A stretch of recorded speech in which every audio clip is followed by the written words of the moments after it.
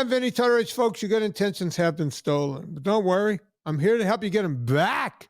You may be soft and succulent at the beginning of this process, but hang in there. Before long, you will be lean and mean, guaranteed, just like the woman on the other mic. She comes in every Wednesday, whether we want her to or not. She just keeps showing up. So I keep going, hey, here we are. The beautiful Miss Gina Grad. How you doing, Gina? Oh my goodness. Thank you. Well, now, please sit, please. Thank you. Thank you so much. I'm great. And I forgot to tell you last week, I have messages to pass on from my husband who is literally going through nut butter like he's on death row. If you discontinue that at any point, he may jump off a bridge. Nut butter sounds like something that happens. Okay. Never mind. Yep, just stop there. Yeah. Ellipses, ... I mean, I use it, but this guy, it's like his new religion because ne as Vinny and I record this, it hasn't happened. As you hear this, Andy completed his 12th marathon by running in the LA Marathon, which he just likes to do for fun, and these nut butters and his NSNG is saving him through this. And by the way, folks, right before this show, Andy was in the background showing me his gun. So Yeah, he's in again, right? Because I know yeah, he took like 5 minutes. Andy's one of these guys that he's always athletic and lean looking, but he'll put on almost a dad bod, but not really. yeah, But he never gets exactly. too far away from it. And then he goes hardcore again. My question to people like Andy is, why do they? It's like you're doing the right thing, right? And you look amazing. Andy, well, that's kind of the problem. Andy looks good either way with a shirt on. You would Right, never know, right. right? And he Here's looks pretty damn good with a shirt off, even when he's got the dad bod because he's got the athletic bod. Right, because he's But still doing sports. right, but when he's ripped, Yeah. and then all of a sudden he I can tell you why, go. Please, I and you need closure on this. you know why, and I'll tell you why, because you've been screaming about it forever. He is a backslider, and but he's not just a regular backslider. We went to, Minnesota, and he can only get these horrible chili cheese burritos from Taco Bell there. So he eats them there, and then he goes, "Well, I had that, I might as well have this." And then he gets home, "Well, I've ruined everything. I might as well just, wallow in my misery," until he's ready to recommit. Oh, wait, that was supposed to be at the end of the show. Sorry about that. You reminded me of a song. So he's just a really big backslider, and I get it. Trust me, I get it. And it's like when you talk about, you know, a cheat day and how dangerous a full day of nothing but, 3 plus meals and snacks of eating whatever you want, how it's very hard to contain. And then you talk about, well, it's football Sunday. I'm not gonna, be the only one here eating the celery sticks, and how these things just sort of, before you know it, what do people say? It's just like it stalks you in slow motion until it's right behind you, and you're like, well, Yeah. that gut came out of nowhere. It didn't, but it feels like it did. You still didn't answer my question. And I didn't? I don't know if it's answerable. Okay.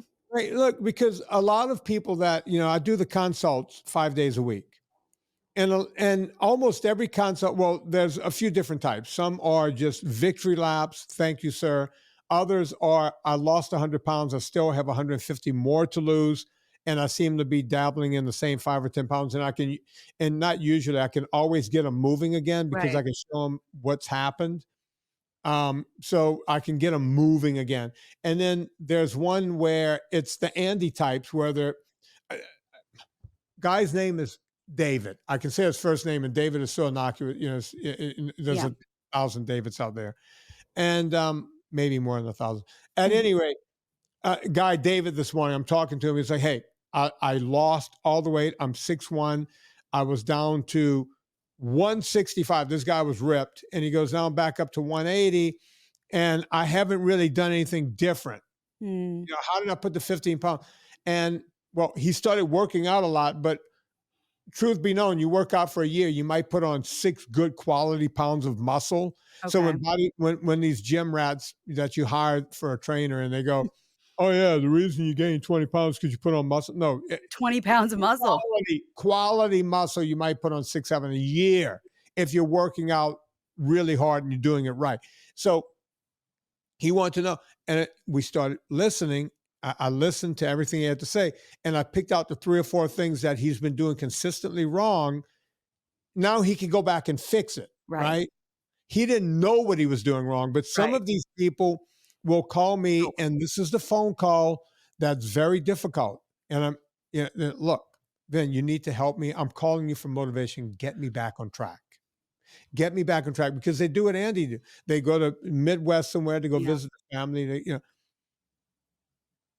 I think I'm the luckiest human being on the planet, because when I go to Louisiana and have my catfish and onion rings, I compartmentalize it into one meal and it's over with. It's Right. done. Right. It's done. Boom. I did this. It's done. I have a stomach ache now. I'm over it. Yes. Move Yes. on. Right. Right. I don't go, oh man, I just screwed up. Is there a pecan pie near? And then, I'm back home in Virginia and I'm eating everything. Right. Honey, you forgot to buy 3 pints of Haagen-Dazs for him. Right. No, I compartmentalize it. I don't know how I'm able to do that, but I try to teach other people how to do that. Yeah. To, you know, we we we can always justify our own bad behavior. Oh, we're the best public defenders for ourselves. Yeah, yeah. We're never as brilliant as No. when we're justifying our own bad behavior. But what you're talking about is putting real hardcore brackets around these meals. Yeah. And that is just something that us, humans are just, talk about, anything takes practice to become a habit. This is a big one. This is a real big one, to put brackets around those quote unquote cheat meals, because I know, a lot of people don't even like that phrase. But yeah, that is not the day, that's not the week, that's not the trip home, that's not, well, until next month, because it's very easy to do that. Yeah, yeah, yeah. It is, and I wish I knew how to tell people. I wish I knew Mm, how to tell people to get past it, yeah. and I think that's where I fail. Well, we've Does talked that about make this a sense? million times. Think of who you're up against. You're up against Nabisco. You're up against, Frito-Lay. You're up against Coca-Cola. I mean, these are worthy competitors to people's brains. And by the way, just I'm gonna just tell you this real quick, because it's a story I was saving, and I just want you to know, that don't beat yourself up for being part of this. You already know this, and we already know this. But again, Mm. once it's published in black and white, people end up taking it more seriously. An article that says junk food addiction is real, and they want to actually make it a recognizable mental illness. And I just want to read you a first couple lines. It says, with symptoms including intense cravings and difficulty cutting down consumption, ultra processed foods like chips and snacks, prepackaged snacks, not only harm the body, but affect the brain, contributing to mood disorders and cognitive decline. And the research shows that diets high in these foods increase the risk of depression, anxiety, and sleep problems. Again, you've been talking about that for a long time. The addictive nature of ultra processed foods is comparable to that of drugs like nicotine and alcohol, as they quickly stimulate the brain's reward system. Now they're debating what's going to be considered ultra processed and what isn't. But when we talk about, the frozen pizzas and the fries and the ice cream and the chocolate, this is the kind of stuff that is a real addiction, a drug addiction.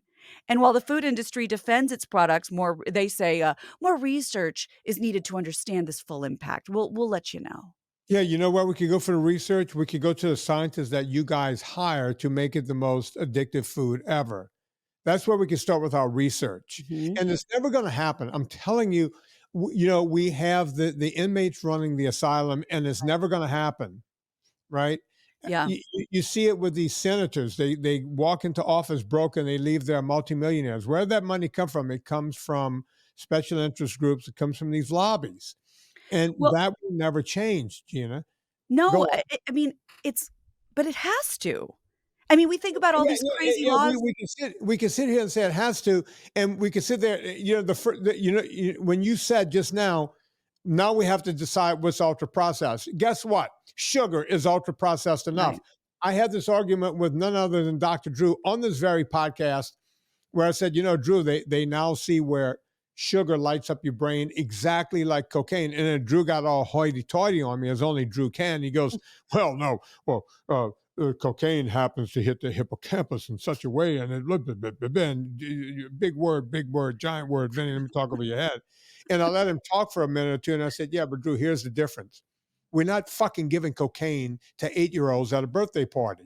Yeah. And he thought about it for a second. He goes, hey, I never thought of it that way. Yes, get outside of your clinical brain and think about reality. Right. Right? We're Daily telling life. kids that this is okay. This is okay to eat. Every time you want a reward, this is a reward. And guess what they call it? Guess what people like Drew call it? When you smoke a joint or you take the cocaine or they call it the reward, right? Right. They even tell me, oh, you can take all the CBD that you want because you don't get the reward response. You get that from THC. Is it Mm. THC? Is Yeah, that what it THC is? THC. as opposed to So, CBD. yeah. And it's like, okay, reward. It's a reward. What is sugar? It's a reward. Your brain, you eat it, and it immediately you get that reward. And we talk that's the language we use. I've earned it. I deserve this treat. I've earned this treat. I've done this. We constantly talk about stuff that isn't good for us as the reward. So what is the debate? That's common language. Yeah. And to that note, I don't know, I mean, I have a public account, but I won't use their name, but I assume it's somebody that you're familiar with, that you work with. I posted something on my Extra Family account on Instagram, which I'm only telling you what it is because it matters to what the comment was. Yesterday, I posted, warning, if you spend time screaming at your kid and making them feel bad about who they are, they won't stop loving you. They'll stop loving themselves, which I think is such an incredibly helpful quote for people that are just like, I don't know, my kid keeps coming back. Yeah, they don't like themselves, but they're always going to love you. Right. And somebody wrote this comment underneath, saying, this is very true and something I work to heal every day. I was very sick with depression and bipolar disorder when my children were little. Now that I'm eating NSNG, that's resolved all of my symptoms. My focus is on mending those relationships and breaking the cycle. Yeah. Very interesting. Yeah. Look, I'm thinking through it. I agree with you that I was yelled at a lot as a kid, not by my parents, but by nuns. Yeah.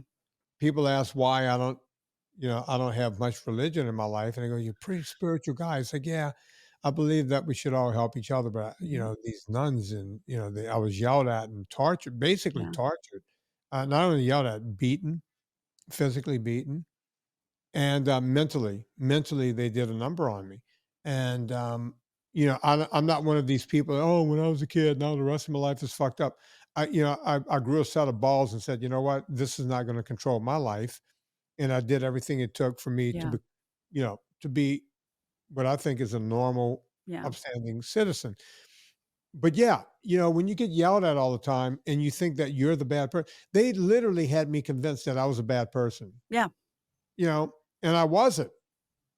I wasn't. Because I was a normal kid. sure, and people, but certainly children, you tell them something enough and they're gonna believe it, and they're gonna, even if they're a spoiled brat, "Well, I must deserve it, and they're giving it to me," and if you're neglected, "Well, I must not deserve it, they're not giving it to me." Yeah. And every year, and it was usually the lay teachers with me Mm, because I had such a speech impediment. Um, the lay teachers, teachers talk from year to year, right? They talk in sure, the teacher's lounge, so they all know who's coming up right, when you're all in the same school all the time. So you get a reputation. And I would always have a lay teacher every year pull me aside and they'll go, literally say the words, "Oh my God, you're not dumb."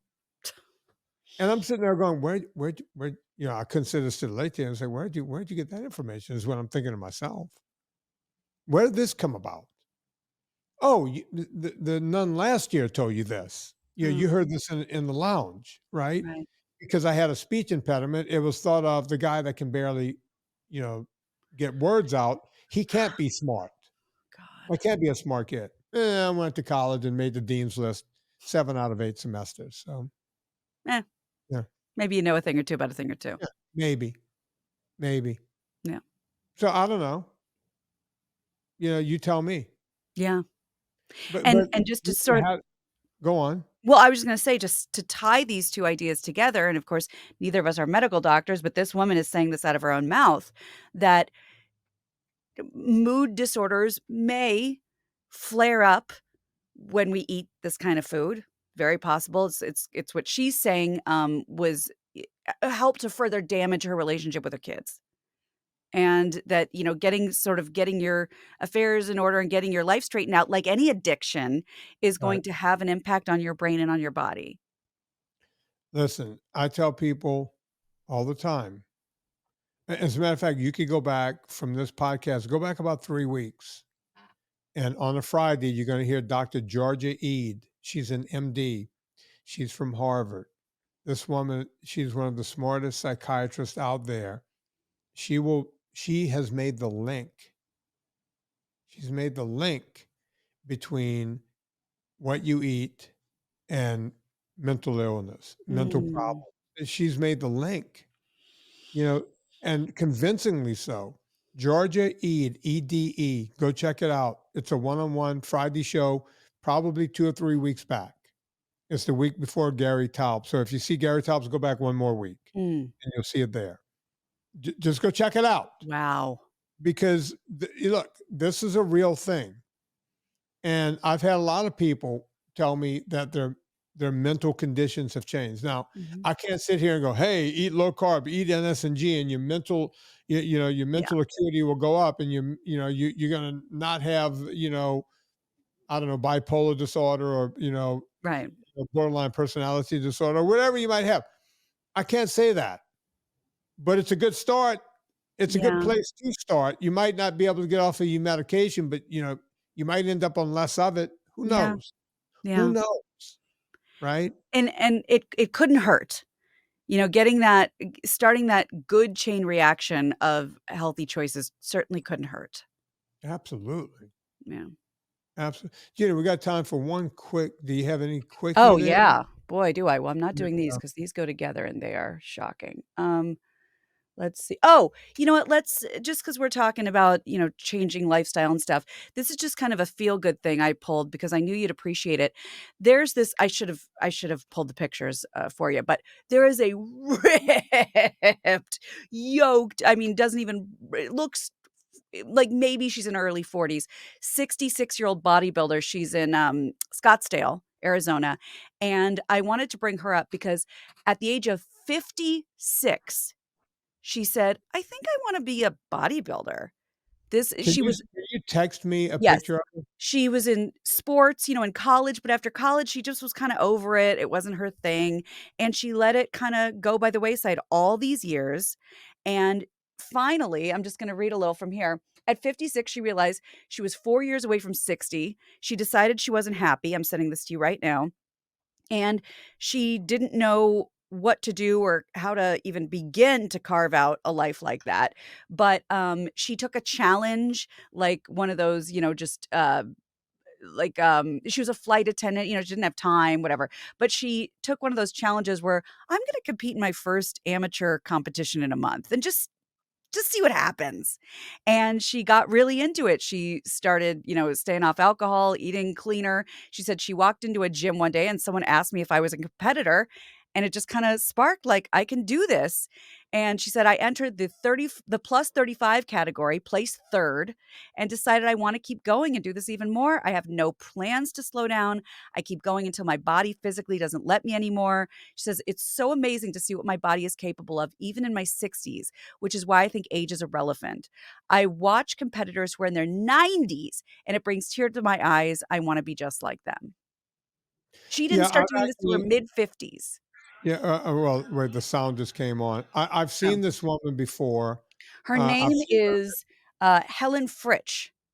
And Right. granted, she wasn't starting it doesn't seem like she was starting from, like, a, obese, and if she was, even more power to her, but kinda leanish, but, not a gym rat by any means, and a flight attendant. "I don't have time for this." In her mid-50s, she's like, I'm gonna try this."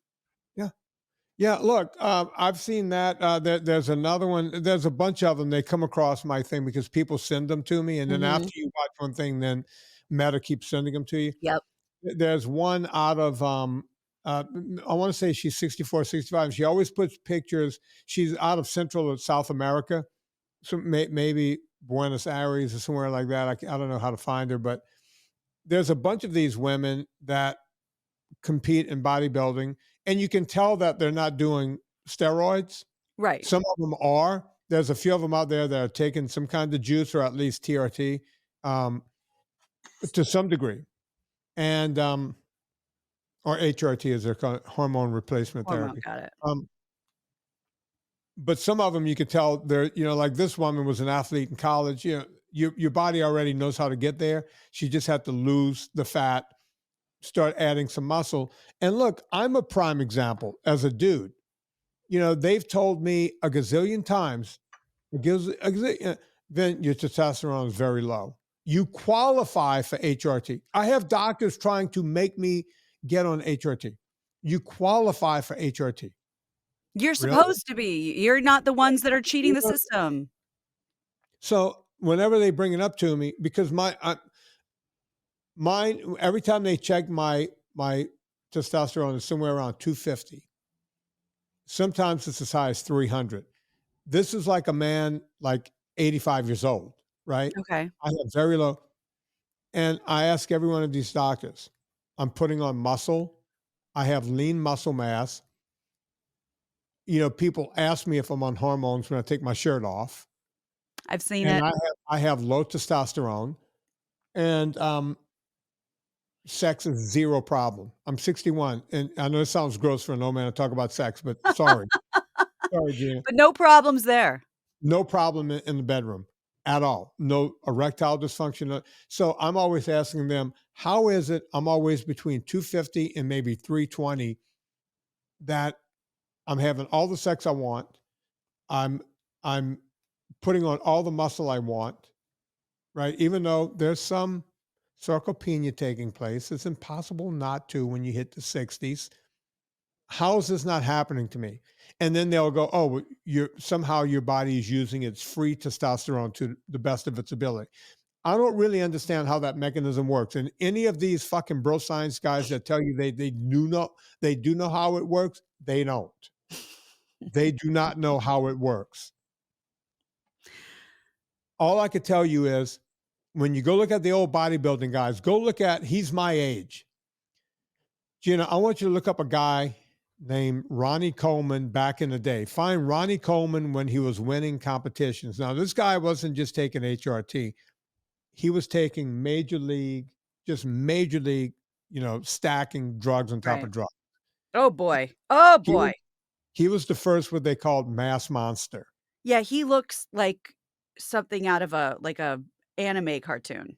He was a cop in Louisiana. Can you imagine this guy showing up to your domestic violence thing? No, thank you. Yeah, you would just go, yeah. And by the way, a sweetheart of a human being, a sweetheart. What? His Now, muscles have muscles. They're in yeah, places that muscle doesn't exist. yeah, he looks like a joke, right? It's Yeah. like this is like a cartoon Yeah, that this someone. looks like AI. Okay, now look for a video of Ronnie Coleman today Okay. and see what you pull. And by the way, he's one of the few that's still alive. All of these other golden era Oh boy. bodybuilding. You see Ronnie? Is he Yeah. walking or is he in a wheelchair or No, with he's walker? in a wheelchair. Yeah, okay. Yeah, that's where Ronnie Coleman is today. And by the way, he's younger than me. I think he's 59 or 60. He's younger than Yeah. me. Oh boy. Go look at Schwarzenegger today and tell me that looks good, right? Go look at Stallone today. Right. As I said on the Adam Carolla show once, Frank Stallone is the better looking Stallone. And when we left the studio, Carolla came up to me and goes, it's a good observation. I was like, what are you talking? Yeah, he goes, yeah, Frank is better looking than Sly nowadays. Taking all those hormones Yeah. don't pay off in the long run. Yeah, you can look like Rambo all the way through your 30s and 40s, but you start hitting 65 and 70, it falls apart. You can't keep doing it. And those are the ones Mike Menser, been dead since his 49th birthday. I see these things, people put up all these videos of Mike Menser on Instagram, and it's like, oh, they make it sound like he's still alive. He's not alive. I used to see that guy in Gold's Gym back in 1991, 92. He would have to shuffle along. He was in his 30s. Oh Late my God. maybe 40 at that time. Never saw his 50th birthday.